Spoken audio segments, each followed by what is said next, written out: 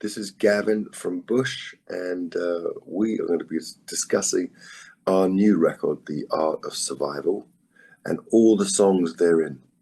Beautiful. Gavin, thanks for joining us this morning, mate. Welcome. So as you mentioned, mate, Bush are preparing to release your ninth studio album, The Art of Survival, this Friday on October the 7th. So how are you feeling about it? Thrilled, to share it and to sort of be part of the landscape of rock, and whatever that means in 2022. And just, we've had a long, good run of playing shows and coming down to Australia for a couple of years now, and be fun to add a new record to the set list and just come down and reinvigorate. And there's a kind of rebirth quality about it, weirdly enough, and I don't know what that is, apart from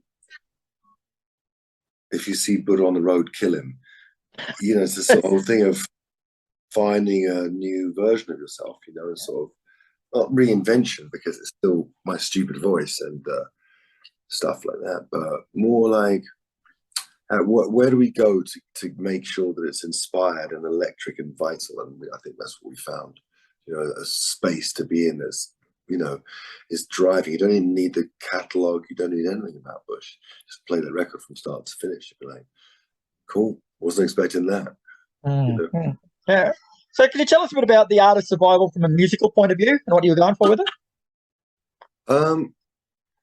I found increasingly over the years that the more festivals we played, or more large shows we played with heavier bands, heavy rock bands, some metal bands, we'd always lean on the detuned songs that we'd done from time to time on the records, right, that I'd written on.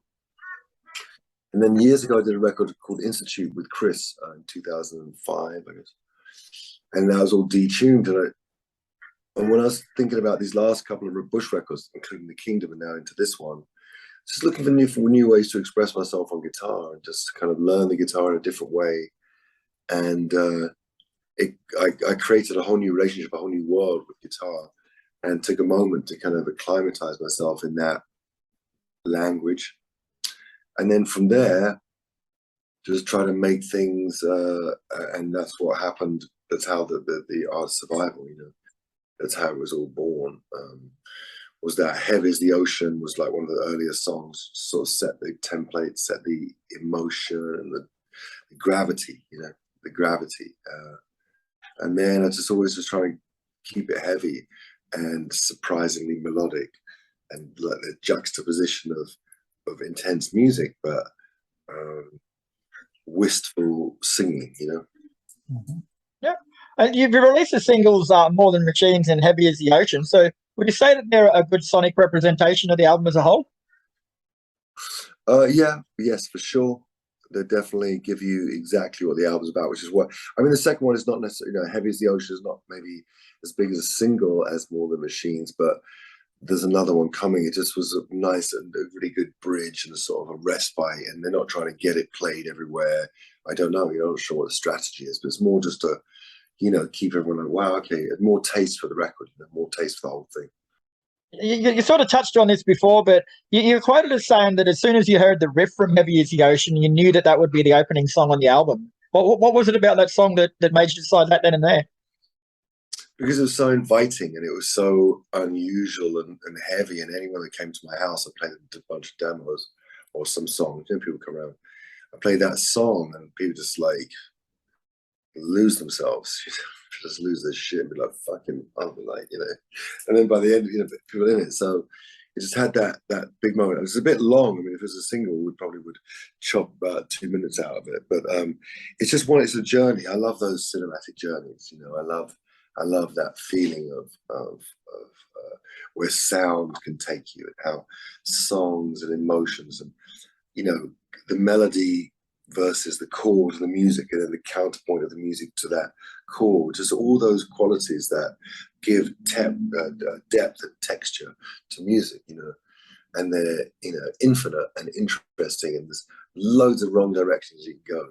It's all about being sort of minimal yet effective, and that's what excites me. Keep it really bare. and the most of the space is usually someone else trying to take it up. Rarely me. I'm always the one like, you know, please keep it open, please, you know. I was standing like protesting and standing on guard, second verse. I know it's the second verse. Why does something, you know? I'm the guardian of the kind of like same. Because nothing's changing. Everyone I've ever worked with, every producer I've ever worked with, always wants more and I want less. I've never worked with anyone. Maybe Steve Albini, I guess. Yeah, he wants less than anyone, less than possible. He wants doesn't really like overdubs. And I had a song and I wanted to put this harmony on it. I said, Steve, I'm gonna hear this really good harmony. And he goes, well, did you mean it when you wrote it? I was like, oh, I just mean I heard it in the studio when you played it back. Pretty cool, you know. I couldn't hear it until I heard that bit. I needed the lead line to create the harmony to create the harmony. It's a bit hard to just imagine the harmony without before you get to the lead, right? So he goes, yeah, sure. So I went in and sang on it. It was on Tendency Start Fires, actually. And I sang on it. And I looked down at the score, the track sheet, and it had pointless harmony. Pointless harmony. Hey, cool. It stayed on record, so I don't know if he was right on that, but it's just so Steve, so brilliant. Like, he didn't like it, so he's the best. Well, this is going to be your 9th album, mate. So by now, do you have a set writing formula for each album, or do you approach it differently every time?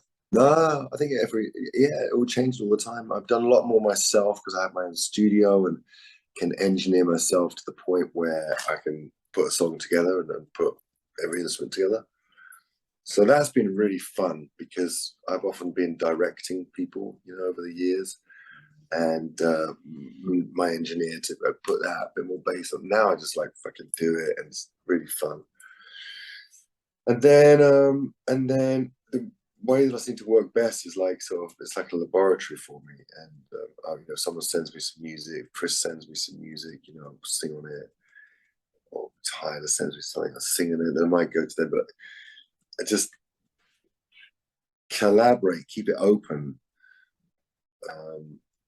But I do it as many different ways as I can, to be honest, because I think that it benefits from different approaches, you know, within the record. I think it's good for that, you know. There's a couple of different, you know, there's good bits of other music that's not mine, you know, and I just write the top line. It's like a holiday. It's like a holiday, especially if the music's great. If the music's great, they got a wicked track. I'm like, fantastic, you know, I love it. It's fast. When the track's inspiring, I'm like, all over it, you know.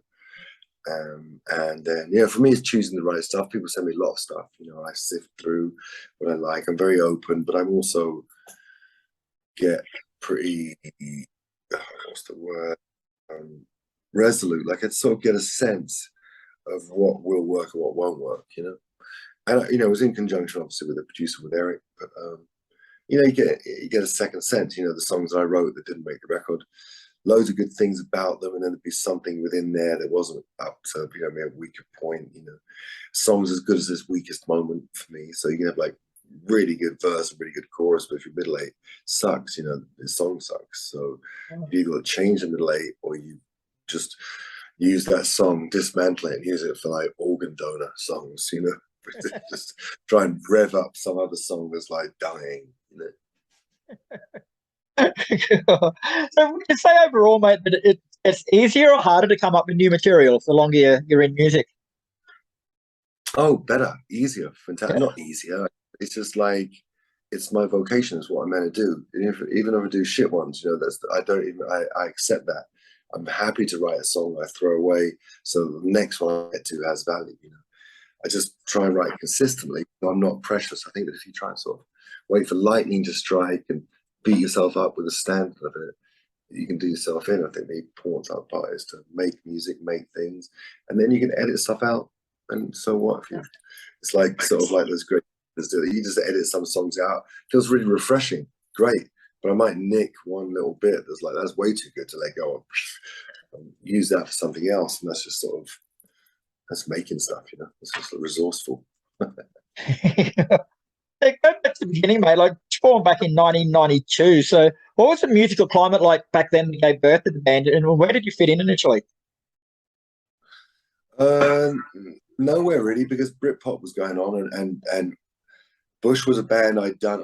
I'd done a band just. I had a band that was signed, my very first band, Midnight. Then the second band that disbanded, and we never got an album, but we made a couple of singles. And then the second band, the guy wouldn't let me play guitar, and because he was a really good guitar, really great rock guitar player actually, but he didn't like me playing. He said, "Let you." So it went a certain direction, and in a way, I learned in that band. I did really like it, but it was a bit more traditional than I wanted to go down. More traditional, more blues-based rock,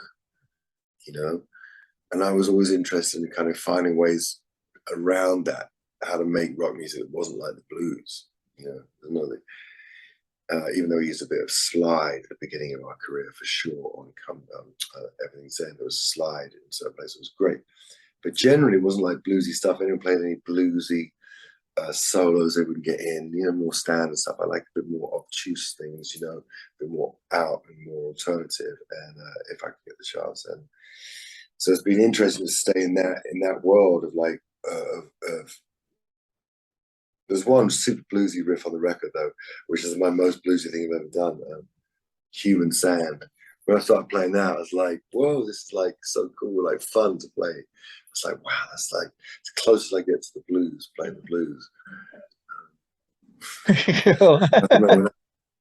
Each to their own, Each to their own, yeah. I'm a libertarian, so I believe that everyone should have their own musical dialects. I don't have no hierarchy in music. Yeah, very cool. Very cool. And then you released 16 Stone in 1994, mate, which featured the songs Glycerine, Comedown and Little Things. So that album was a massive success for the band. Why do you think people resonated with that at that time? I think that one thing I know is that when I speak to people, still to this day, daily, and especially on tour, obviously, meet and greets and stuff, it's like about 25 people a day, talk about how the band helped them through difficult times in their life. 1 million stories, 20 million different stories, but each of them finding solace in the sound we made. And to some extent, we've maintained an audience. Inevitably, you can't, it's hard to sort of be Justin Bieber forever. And we were Justin Bieber rock band for about sort of like 7 minutes. It was really fun 7 minutes. And having that hype, that crazy, in demand and MTV awards and all that nonsense. And now I see us as like sort of working musicians. And it's beautiful because we still have a massive audience, massive crowd, but it's not like, it's a different thing now. And so now I love that sort of talismanic thing of coming into town, the ancient job of like singing and selling potions and elixirs and singing songs that soothe the people and songs that gather the people up and figure their rights to revolt against tyranny of whoever, stuff like that. It's a real privilege. I see it as really. It's funny, ridiculous life, really. Very good. All right, Gavin. Well, thanks very much for your time today, mate. The Art of Survival is out on October the 7th, and I was lucky enough to have a listen before this interview, mate, and it's a really good album. It's wasn't what I was expecting. It's a bit tougher in parts, and it's a bloody good album. Sweet, mate. Thanks so much.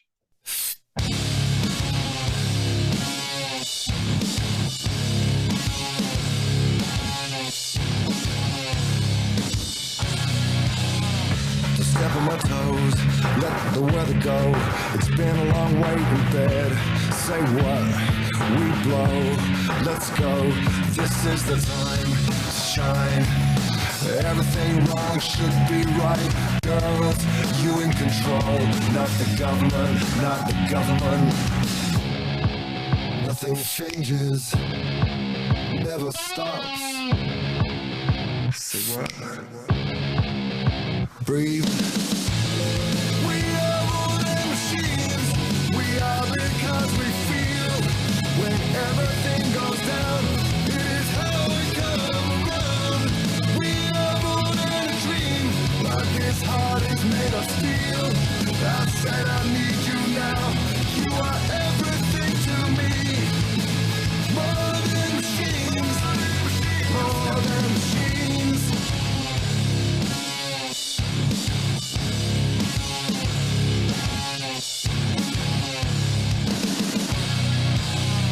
Don't forget the code, let the wind blow.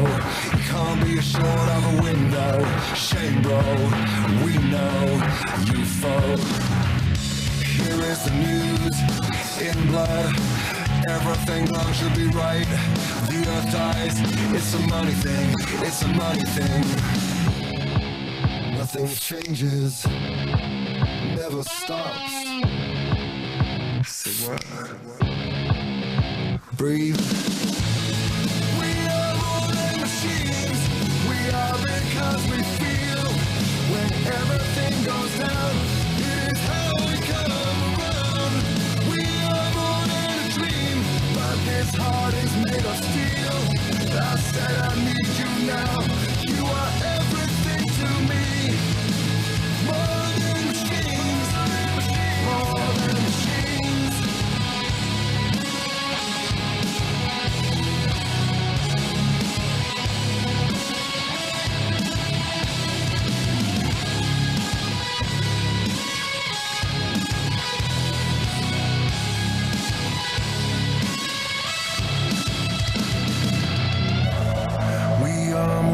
Machines. We are because we feel when everything goes down. It is how we come around. We are more than a dream, but this heart is made of steel. I said I need you now.